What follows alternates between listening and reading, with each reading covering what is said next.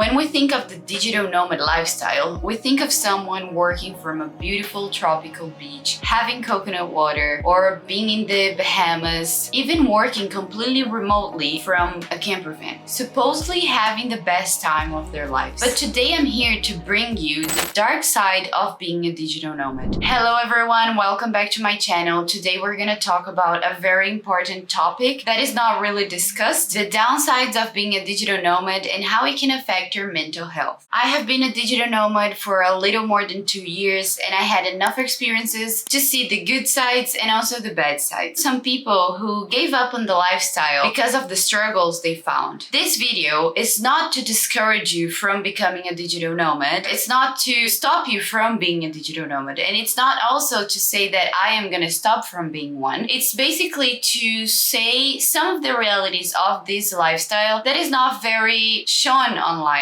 I think that this life is portrayed as a lifestyle that everything is perfect, that everything is beautiful, but every choice and every lifestyle in this world will have problems. But I think it's important for us to know the downsides of everything, for us to be able to deal better with the problems, for us to avoid mental health issues, for us to avoid struggles and to deal better with everything. So that's why I'm making this video. Well, being a digital nomad basically means that you don't have a base, that you're always moving from place to place, or that you work remotely. Because you're moving from place to place, you're always moving from country to country, culture to culture, routine to routine, a lot of constant changes. And this is what causes most of the problems of this lifestyle. One, and I think this is the most known one, is about loneliness. It's a very lonely lifestyle if you're not careful. Second of all is lack of belonging, which is also called estrangement. Third, which is lack of stability, lack of routine. Fourth, it's anxiety for the next move. Fifth is constant search for better. Sixth, it's the FOMO feeling, which is the fear of missing out. And seventh is the experience/adventure numb. So let's talk a little more about the first one, which is loneliness. If you have traveled or backpacked, you're gonna be like, well, but you meet so many people. And that's true. You meet a lot of people and you meet people from all over the world. You meet a lot of travelers and that's amazing. In the beginning, you're gonna feel like you're surrounded by people all the time. But most of the people that you meet in this lifestyle, they are also moving a lot. They are travelers or they are also digital nomads. So the connections are not very deep. They are very temporary connections. And that's the problem. That's the issue. That's also something that made me feel very lonely sometimes. I just wanted to have deep friendships and I wanted to have the same group of friends for more than a week or for more than a month. And that caused me a lot of feeling like I was alone and feeling like I didn't have anyone to help me through this process. Like something happened in my day and I want to talk to a friend that knows me. I didn't have anyone to talk, or I would have to talk to someone who doesn't know my story. I would try to call my friends from home or friends from other destinations that I got very close. And because of the time difference, they were not available. You just feel like you don't have family there, you don't have the close friends. All the connections are very temporary, they are beautiful and they're very intense. A great thing that helped me to go through this process was therapy. Before getting into all the problems and all the struggles that this lifestyle can help you, I'm so excited to talk about today's sponsor, Betterhelp.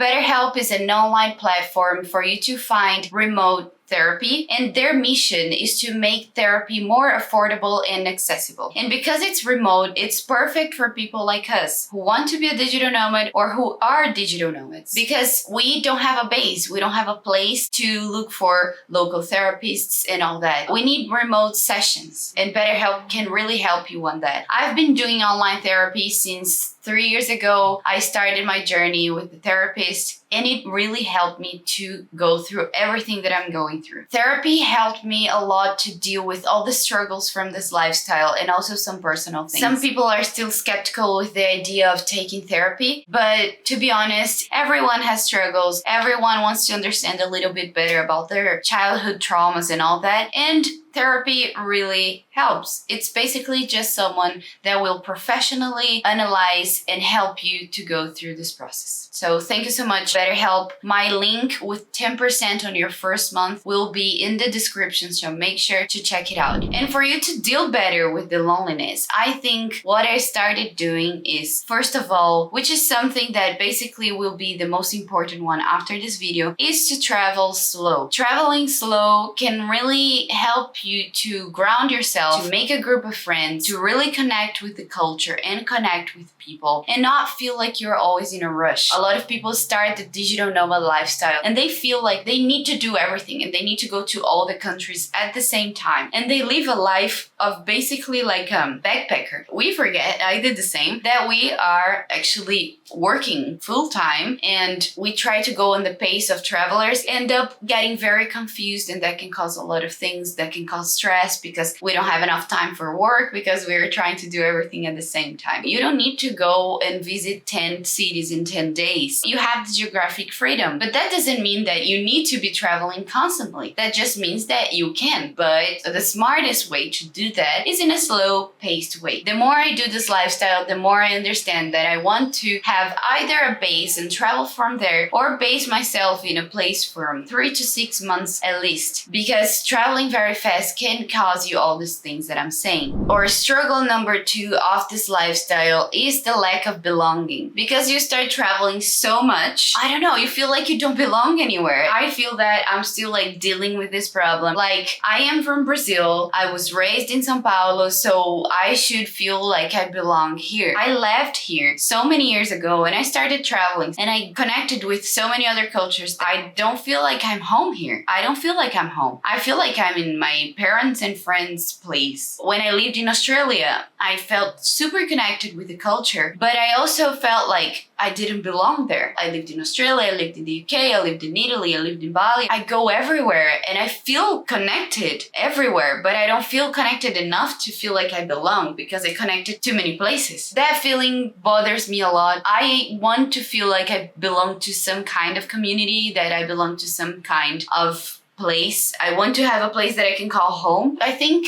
I am in search for this place. A lot of people are like, no, you are your own home. Yeah, but also I want to have like an actual like place and community to be able to call that home. Problem number 3 is the lack of stability and lack of routine. You will understand that most of the issues and most of the problems of the digital nomad lifestyle is related to traveling too much. If you're moving every 10 days or even less, it's very hard for you to have a working out routine. It's very hard for you to having a healthy eating habits because you're moving and sometimes you're moving countries, and sometimes in the new country the grocery is too expensive or it's very cheap to eat outside and you want to try all the new food. So it's a constant change that sometimes nowadays I'm like, oh my god, I just want to have my own kitchen and I just want to cook for myself a very simple meal. I feel like that's a big struggle in the beginning of the nomadic lifestyle, because you're like, oh, I'm free to be everywhere and I can work at any time. It's important to have a routine. It's important to take care of ourselves, to eat healthy. Another way, again, to fix that or to have a better relationship with that problem is to travel slow and to look for accommodation that has a kitchen, that has a gym, that is close to supermarket and things like that. Go to a country, stay in an Airbnb for more than a month. As I said, travel slow, have a place that you feel like it's your home. So I think that's a very good way to deal with the routine and the organization problems. Another problem of this lifestyle is the anxiety for the next move. For example, I've recently got back from a trip that I was in Patagonia. I was there for 2 months and I was traveling very fast while working. So even if I say, yeah, travel slow, I always go back to the same mistake and I do that. But it was worth it. It was very nice. I loved it. Patagonia is beautiful. But I didn't really like the fact that I was traveling fast and that I had to work so much, like while having to do all the activities there. And that was giving me a lot of anxiety because I was staying from like the maximum, the place that I stayed the longer was like 15 days and all the others were like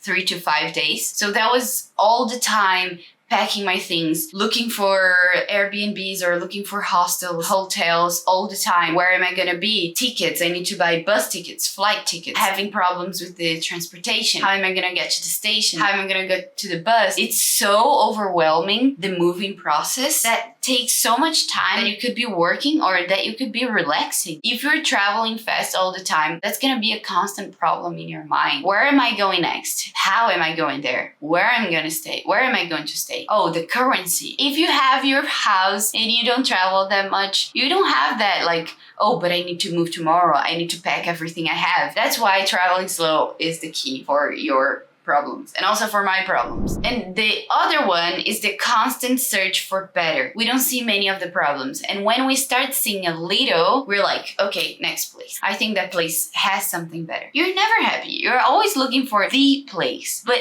every place will have issues. I got to the point that I was like, I just want to make my own place, like my own country. I want to have mountains really close to the beach, to a beach that is warm as the tropical, and then the weather in the mountains, I want it to be like having 4 seasons, and then I want to have an amazing community of people from all over the world, and I want to have the best food from Thailand, best food from India. You just experience so many good things around the world that you're just like, I want everything, but no, every place will have problems. What you need to do is to put your priorities. My priorities are a place with nature, a place with a nice community. Nowadays, I think of not being too far from my family. It doesn't mean like I think far, I think New Zealand, but Europe around here is okay. And also not just about the place, but I've realized that when I'm here, I'm like, the pizza here is not as good as in Italy. Oh, the tea here is not as good as when I lived in the UK. I'm in Brazil now. I'm not gonna have the best Thai food here,